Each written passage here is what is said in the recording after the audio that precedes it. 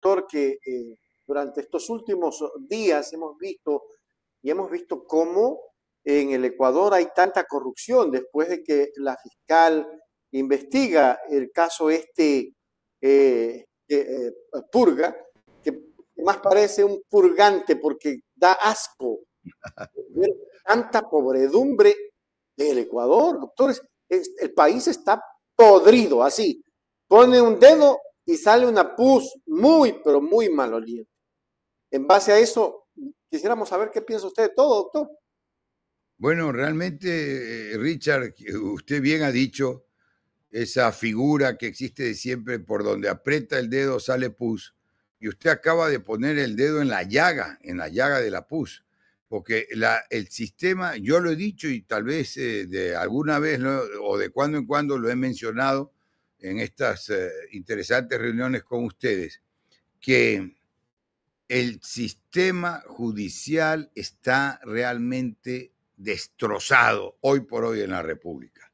Y lo que frecuentemente he dicho yo es que la impunidad, como estamos viendo hoy por hoy, que la impunidad se concreta y se realiza finalmente en los jueces, porque los jueces son los que dan y otorgan la impunidad, ¿verdad? Ahí hay un tema generalizado, ha sido una actividad pseudo judicial corrupta de principio a fin, manejada y operada por quienes inclusive no son abogados, aparte de que los abogados, si bien tienen la obligación de mantener el secreto profesional, eso no es ni mucho menos causal de exoneración de responsabilidades. Y alguien decía, un gran autor, Ángel Osorio Gallardo, un autor español, mejor abogado es aquel que más sentencias, figuradamente sentencias, de no a lugar dicta. ¿Qué quiere decir? ¿Qué quería decir con esto? En un libro que lo recomiendo a la juventud, a los estudiantes, y que los podrían leer quienes no son abogados ni necesariamente estudiantes de derecho. El libro se llama El alma de la toga. Es famosísimo, o era muy famoso en mi época. El alma de la toga, y ahí pone Ángel Osorio Gallardo. La verdad es que ha habido uno de los últimos que siguen esa línea, es Pablo de Lora. Ha habido unos autores españoles realmente profundos y de gran envergadura en materia jurídica y particularmente en materia procesal. Y entonces decía qué quería significar con mejor abogado es el de más sentencias de no a lugar dicta. Generalmente era una frase común, sacramental, ya no se la usa tanto, pero para no admitir una demanda, el juez decía no a lugar a la demanda. Por eso es que de esa época, y tomando, pues es un autor de muchos años atrás, del siglo pasado, Ángel Osorio, y por eso usaba esa frase que lo que quería significar era que es mejor abogado el que está convencido del caso y el que tiene la entereza para decirle a su cliente, no tienes razón, no tienes una causa para ir a un juicio, no tienes realmente en el fondo un derecho concreto. Lo he dicho yo hace pocos días a un pariente, imagínense, pero hay que tener la entereza, ahora va uno al igual y mire, a ver, que no es que solo hay abogados corruptos, esto sí, no es que tengo que salir por los fueros de la profesión, ni mucho menos, sino que la corrupción está generalizada. Y le voy a dar ejemplos.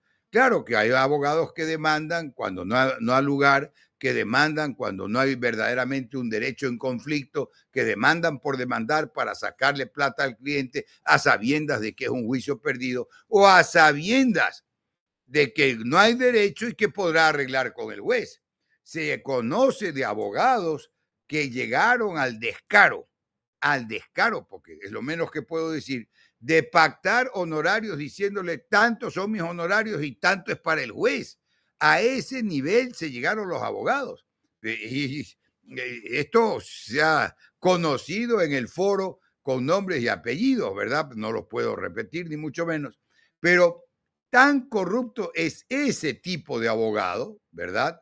Como el ingeniero que le roba en el cemento a su cliente, el arquitecto que copia un diseño, ¿verdad? El médico, y me acabo de enterar ayer o anteayer, de un cirujano que quería operar a una jovencita por un tema supuestamente de un cáncer que no existía, que no había tal cáncer. Hágame el favor. Entonces, el médico que opera cuando no quiere, cuando no tiene que operar, o el médico que dilata el tratamiento, ¿para qué? Para cobrar más. Y mire que hay una, no sé hoy por hoy cómo esté funcionando, pero se conocía que en algún sector de China se le pagaba una suma mensual fija prácticamente al médico conocido, al médico de cabecera, al médico familiar, como lo quiera poner.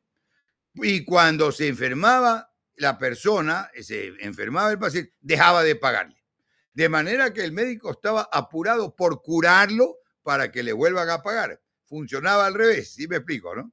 O sea, le pagaban como decir una póliza y tan pronto se enfermaba, dejaban de pagar porque el médico se cure, justamente para evitar esa corrupción. No estoy yo dando nombres de profesionales en este caso, pero esa es una corrupción generalizada en el país que está llegando a extremos, Richard, realmente a extremos. No sabía que en realidad no habíamos conversado del tema, no sabía que íbamos a tratar este tema, pero ciertamente es actual, preocupante, preocupante. No hay derecho sin justicia. Y hoy por hoy, en Ecuador, la ley no vale nada.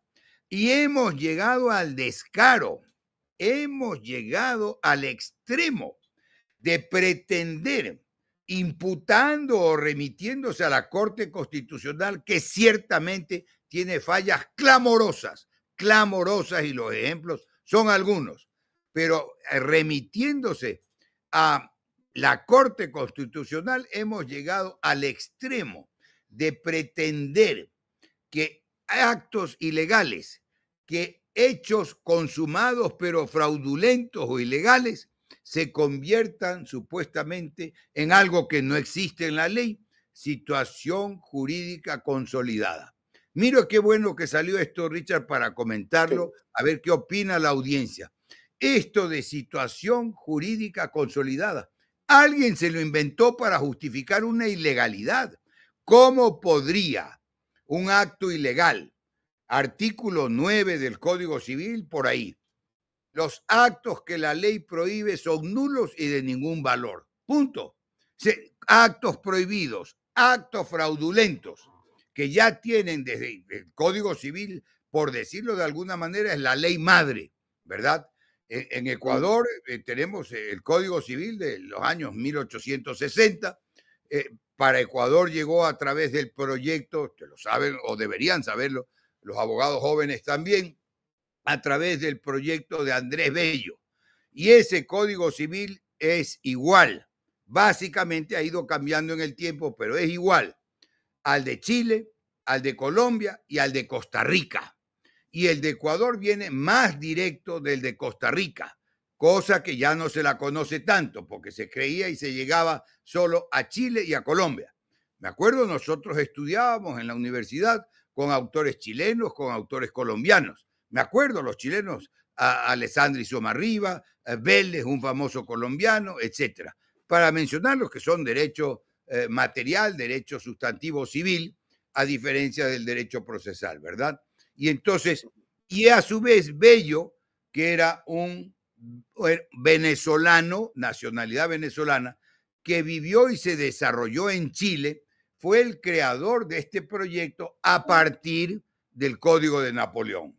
Y el Código de Napoleón no es otra cosa que el Código Civil francés de 1803, ¿verdad? Y de ahí vienen todos estos principios. Y del Código Civil se fueron derivando y separando infinidad de leyes. El Código del Trabajo, por ejemplo, las leyes laborales, devienen del Código Civil. Es la ley madre, por eso yo la llamo la ley madre, pero hay todavía principios que están intactos y en plena vigencia, como el que acabo de anotar, que los actos que la ley prohíbe son nulos y de ningún valor, ¿no es cierto? Entonces, ¿cómo pretender hoy por hoy, con un cinismo impresionante, con una mezcla de cinismo, de audacia y de estupidez al mismo tiempo, cómo pretender que los actos ilegales, que los actos fraudulentos, que los crímenes y los atentados contra el Estado o contra los particulares, contra los ciudadanos, puedan convertirse en situaciones jurídicas consolidadas?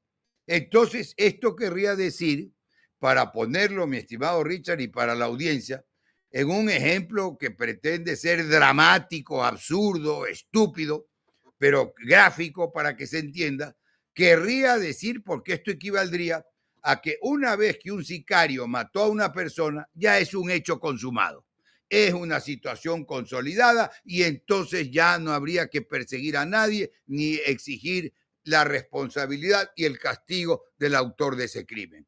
Sería un disparate inmenso, ¿verdad? Pero allá es a donde realmente el ejemplo gráfico extremo para destacar, allá es donde se quiere llevar a la República. Ya no se sabe, y lo he dicho también con frecuencia, no puede estar, ya no se sabe qué ley vale, qué ley no vale, y no puede estar el derecho más allá de la ley. La ley es una de las manifestaciones del derecho, ¿verdad? Y decía el Código Civil, lo sigue diciendo todavía. La ley es una manifestación de la voluntad soberana que, manifestada en la forma prevista en la Constitución, manda, prohíbe o permite. Mira, a ver, Richard, que usted no tenía idea que íbamos a hablar de esto, pero usted sabe que la materia me gusta. Manda, prohíbe o permite. Quiere decir la ley mandatoria, permisiva o prohibitiva. O perdón, la ley mandatoria, prohibitiva y permisiva. Y no está en esa definición del Código Civil, pero sí la tenía el Código Penal y está actualmente en el COIP, la ley penal, que la ley penal es punitiva, porque castiga, porque es punitiva, ¿no es cierto? Y entonces, ese es el marco legal de la República.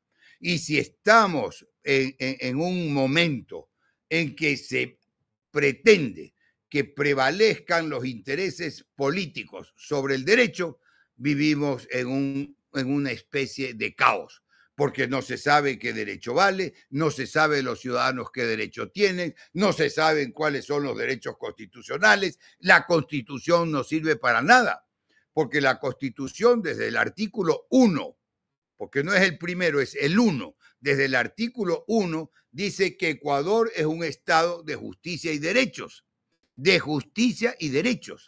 porque la parte medular donde se realiza la democracia día a día, permanentemente y sobre toda la población, es en la justicia, es en el acceso a la justicia que reconoce nuestra Constitución, ¿verdad? En la protección de la justicia, en el amparo de la ley. Y eso es lo que tendríamos que vivir, pero hoy por hoy, en el Ecuador de hoy, prácticamente se ha convertido en algo utópico. Y no puede ser así. Es lo más anticivilizado, porque estamos volviendo, Richard. ¿Y por qué digo producto de la civilización es el Estado de Derecho? Producto de la evolución a partir de ese gran hito histórico, porque verdad es un hito histórico profundo, el de la Revolución Francesa. A partir de este pasamos de súbditos, que le quede claro y que se tenga claro, pasamos todos los habitantes de una nación, de un estado, de súbditos a ciudadanos, porque el súbdito no tenía derechos, el súbdito no tenía nada más que obedecer a la voluntad del patrono, que era el rey. ¿Sí me explico? Y entonces pasamos de las monarquías al Estado de Derecho y pasamos de los súbditos a los ciudadanos. Y eso es lo que tenemos ahora, ciudadanos. Pero sin embargo, todo esto, toda esta estructura obviamente se oponía a la ley del más fuerte. La ley del más fuerte era lo más anticivilizado que había, ¿verdad? El más grande, el más fuerte, el más poderoso. Entonces, la ley del más fuerte era un absurdo. Pero hemos vuelto a la ley del más fuerte, pero ya no a la ley del más fuerte en sentido físico, no a la ley del más fuerte en sentido más grande, más musculoso, más deportista o lo que fuere, mejor boxeador, porque entonces el más fuerte en ese sentido, el mejor luchador tendría que ser el líder de una república, ¿verdad? No, Así no es. hemos vuelto a ese más fuerte, pero sí estamos y hemos vuelto a la ley del más fuerte en sentido político, en sentido económico, en sentido, y está ahí en las noticias de todos los días, en sentido de influencias políticas, de manejos torcidos. A esos más fuertes es que el derecho se opone. Y esa es la gran definición, porque el primero que tiene que obedecer el derecho, seguir las reglas jurídicas, y esa es la gran ventaja del derecho que arranca por ese principio constitucional de igualdad. No somos iguales en sentido físico, no somos iguales porque unos son más altos, otros más chicos, unos son hombres, otras son mujeres, unos son niños, otros son adultos. No podemos ser iguales. Y en bendita hora, en buena hora, que tenemos esas diferencias. Pero lo que tenemos derecho y somos iguales de tratamiento ante la ley. Y a diferencia, porque esto no lo dicen generalmente los autores, y yo lo vengo diciendo desde mis clases en la Universidad Católica de Guayaquil, a igualdad de derechos ante la ley, y yo agrego, en iguales circunstancias. Porque obviamente las mujeres son todas iguales y iguales a los hombres en derechos ante la ley, pero tienen ciertas diferencias. Por ejemplo, la mujer en estado de embarazo tiene unos privilegios y tiene unas diferencias. Los niños tienen unas diferencias y tienen igual tratamiento, exacto. Entonces, en iguales circunstancias, tenemos derecho a igual trato ante la ley. Esa es un poco la síntesis, Richard, y yo creo que para ubicar este tema, o vivimos bajo el imperio de la ley o vivimos en anarquía total. Y con esto termino esta parte, mi estimado Richard. Y entonces, ¿por qué decía? ¿Y dónde se concreta esa igualdad? Porque ciertamente en iguales circunstancias, pero si la ley en general, salvo, digamos, ciertas materias, debe empezar por respetarla las más altas autoridades del país, como ocurre en otras partes, como ocurre en los países civilizados.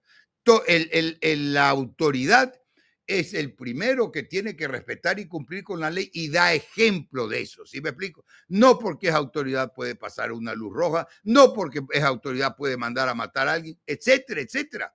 Tiene igual tratamiento ante la ley.